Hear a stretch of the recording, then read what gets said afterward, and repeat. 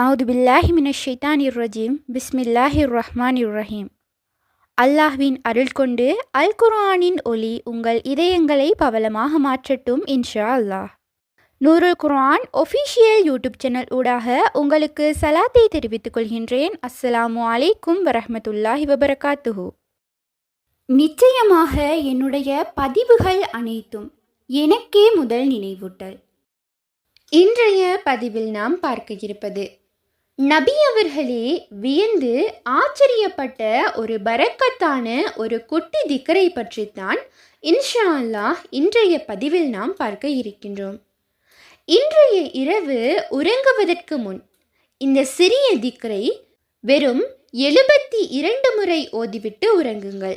இன்ஷா அல்லாஹ் உங்கள் தேடல்களுக்கான தீர்வு உங்களுக்கு கிடைத்துவிடும்.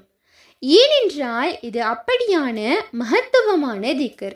இந்த எண்ணிக்கையில் தான் ஓத வேண்டும் என்பது கிடையாது.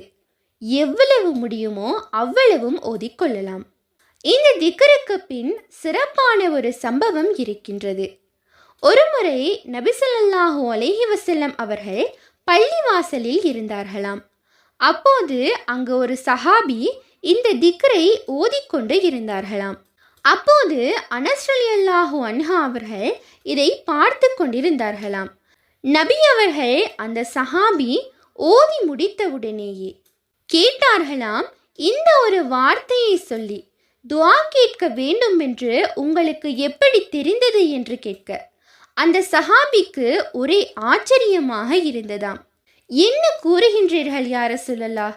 என்ன திக்ரை நான் ஓதிவிட்டேன் என்று கேட்க நபி அவர்கள் கூறினார்களாம், எவன் கைவசம் என் உயிர் உள்ளதோ அவன் மீது சத்தியமாக நீங்கள் இப்போது கூறிய வார்த்தையை கூறிவிட்டு எதனை கேட்டாலும் அந்த ரப்பு கொடுப்பான். அல்லாஹ் இப்போது கொடுப்பதற்கு தயாராக இருக்கின்றான். நீங்கள் உங்களுக்கு தேவையானதை கேளுங்கள் என்று நபி அவர்கள் கூறினார்களாம். அப்படியான அற்புதமான ஒரு திக்கர்.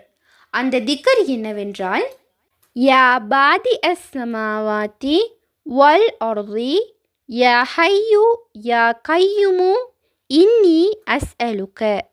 இதனுடைய பொருள் என்னவென்றால், வானங்களை விதானமாக படைத்தவனே, உயிருள்ளவனே, என்றும் அதிலேயே நிலைத்திருக்கக்கூடியவனே, உன்னிடமே நான் கேட்கின்றேன். எவ்வளவு ஒரு சிறப்பான திக்கர் என்று பாருங்கள். ஒரு சிறப்பான சம்பவம். ஹல்ரத் அனஸ் ரலியல்லாஹு அன்ஹு அவர்கள் இதை அறிவித்துள்ளார்கள்.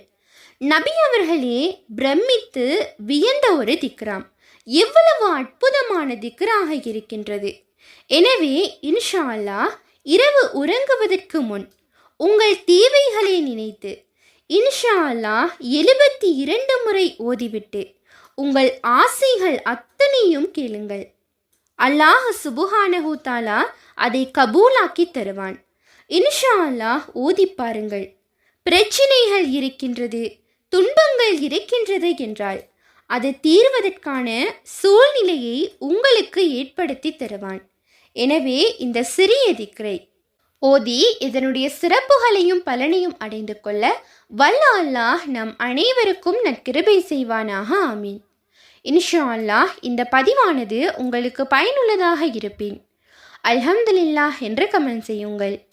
மேலும் உங்களுடைய மேலான துஆக்களில் என்னையும் சேர்த்துக் கொள்ளுங்கள். இன்ஷா அல்லாஹ் மற்றும் ஒரு பதிவில் சந்திப்போம்.